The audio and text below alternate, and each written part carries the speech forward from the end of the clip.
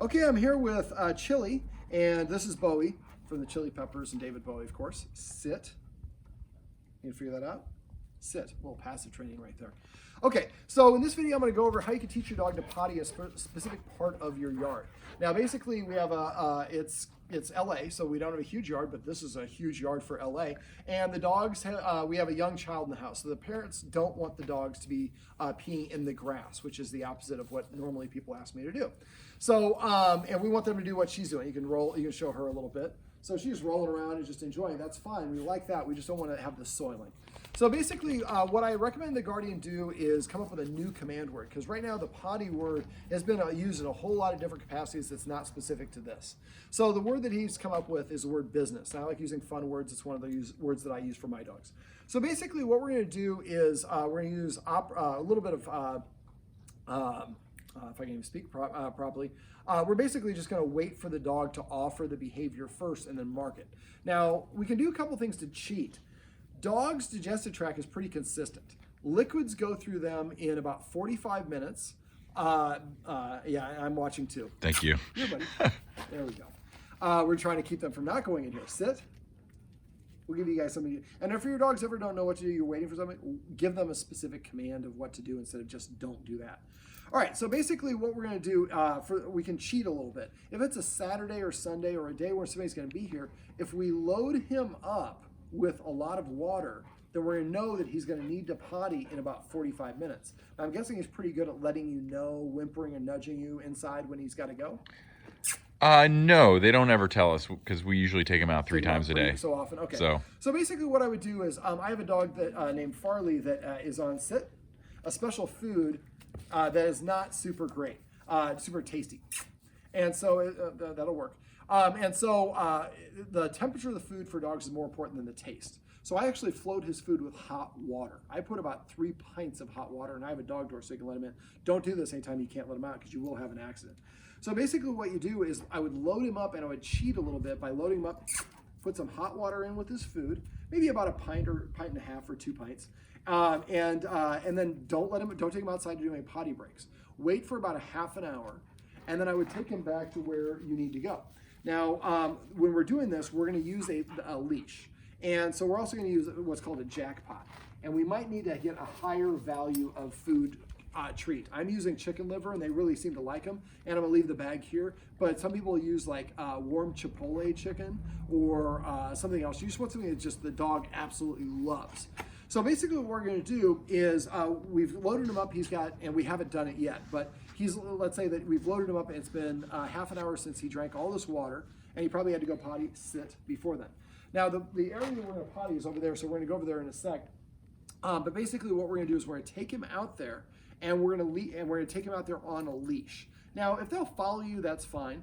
And a lot of people will just basically have the dog follow them, but if he's off leash, he might just run over here and squirt really quick. Now, the way that the guardians here are pretty diligent about doing it, I don't think that'd be the case, but then you're managing it a lot.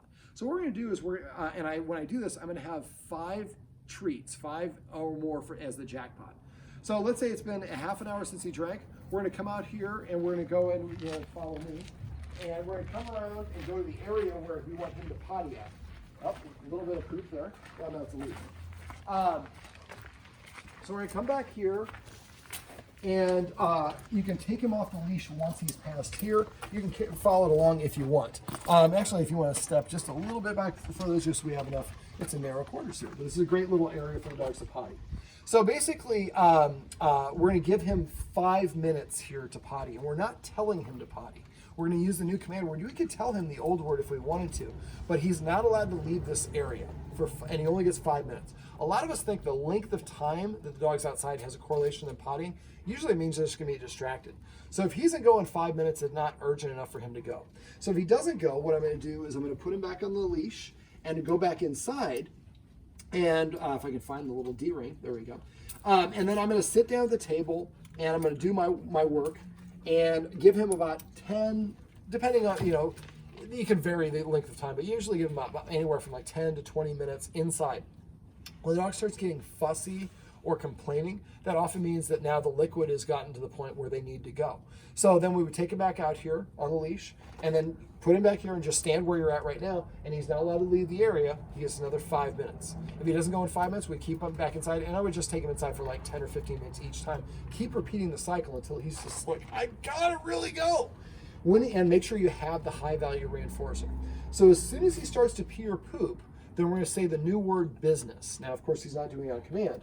And make sure when you have the treats, have them. You might like have a treat pouch, something like this that you can have them in, where you have them and you have access, but don't let him see it because he's going to be more interested in the treats than anything else.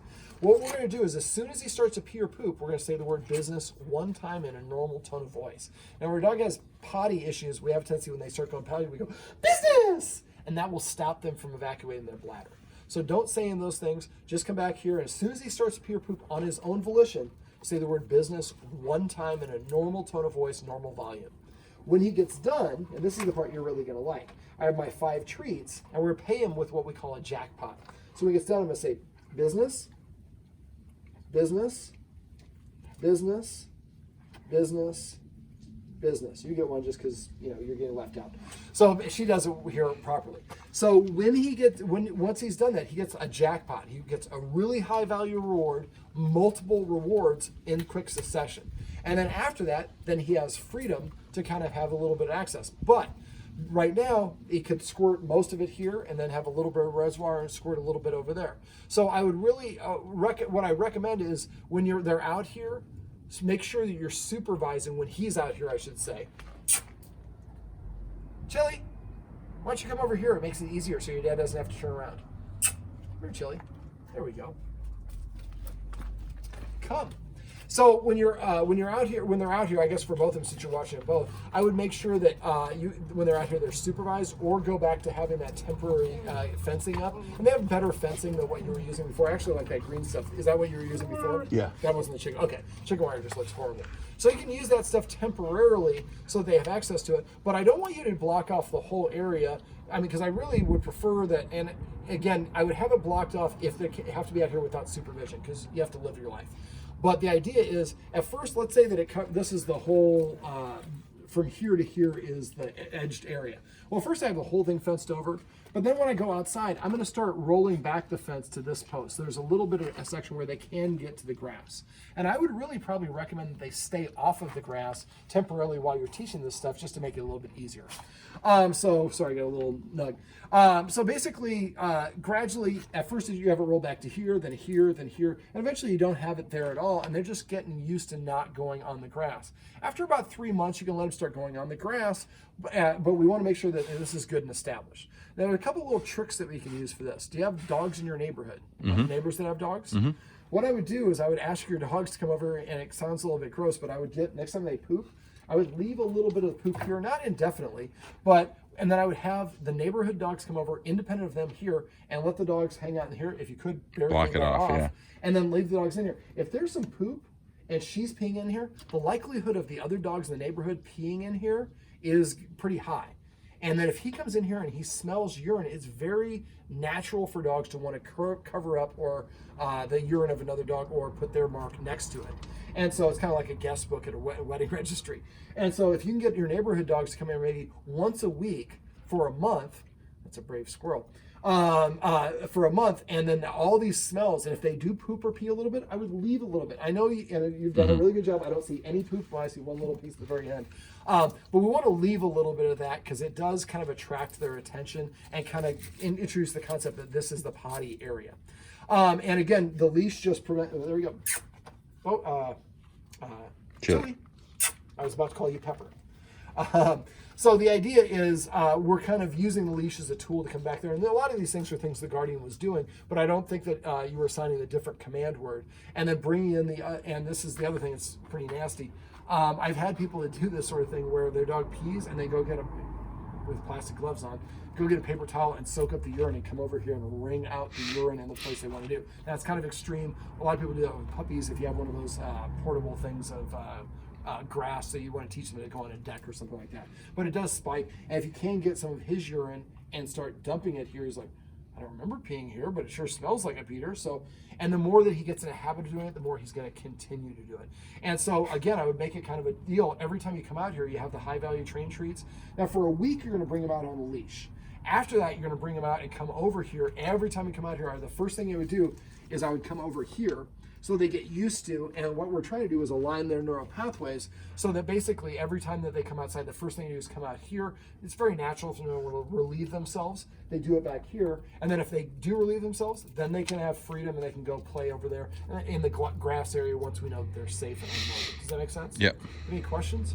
Yeah, because of our walking routine, he now knows that I'll take them out in the morning, and then she'll come out and go, but he'll be like, "Oh, I know in the mornings." Okay. So they sleep all night. Well, yeah, they sleep all night. I get up in the morning, I come out here, she goes, he doesn't. Okay. He knows soon in the next 20 minutes we're going for a walk. So here's the thing, and that's just the routine. A lot of people, when they took the dog outside to potty, and as soon as the dog potties, then they take it inside. Well, then, but being outside is what I wanted. So when I'm potty, I'm punished. In this case, you have kind of an inverse. If I come out here, if I just wait, eventually we'll go and I can potty out there. So what we're going to say is, you know what? When we bring you out here, you're going to do your thing. And if you don't go potty after 5 minutes, you go back inside, and I have you on the leash. And then we're waiting another 5 minutes, and we're repeating this cycle. And you're not going for the walk until you potty. And as soon as you potty, now we're going for a walk. It makes the walk more. Now I know this is not super convenient, so you're gonna have to pick and choose your days that you can do that. Now the 3 times dogs are most likely to go is right after they wake up, 5 minutes after eating, and 15 minutes after heavy playtime. So they start farting around and really playing around each other. Set your watch, just look at it. Okay, it's 1 o'clock. At 1:15, Siri, at 1:15, give me a reminder. Are they still playing? Then take them outside. Interrupt the play so they don't, just go and go out through the garage or do whatever it is. But the idea is right after eating, take them here as well. And if they don't, then when he comes back in, he doesn't have freedom. He's on the leash. Now, he's not punished, but he doesn't have access. And in the house, he's not going to, I guess you probably don't have to leave them on the house inside because they're not having access. Puppies is what I'm kind of usually doing this for, and they would definitely have an accident. So bring him outside. As soon as he gets whimpering, put him on the leash and bring him back out here and just keep repeating that process. It's this way or no way at all. I'm not punishing him, I'm not getting mad, but I'm not going to give you access to go over there. But as soon as you go here, then we'll go for a walk, or we'll play fetch, or whatever, or you get fed. So we want to try to, kind of like the format I talked about for the door, we want to create a scenario where when he does what you want, he gets rewarded, and we mark it by saying the command word. Now when you mark it, you're going to really mark it twice. As soon as he starts to pee or poop, you're going to say business 1 time in a normal tone of voice. When he gets done, then we're going to mark it, I guess, 5 times when it's jackpot. So for a week, get yourself that high value Chipotle chicken, or I'm going to leave these treats here. He seems to really like these treats. Probably higher value than what you're giving him, but give him that 5. I've seen some people do 10, but we want to just going, what the F did I just do? Because I just need to do that again, and I need to do that again. And after we've done it enough times in a row, like I said, the myelin sheath develops in their neural pathways, and they just kind of, he comes out here and he potties right away, and then he gets rewarded for doing it. Got it. Make sense? Yep. All right, well, this is Chili, who's obviously very high energy, and this is Bowie, and I'm David, and these are some tips and tricks you can use if you want to teach your dog to go to potty in a certain place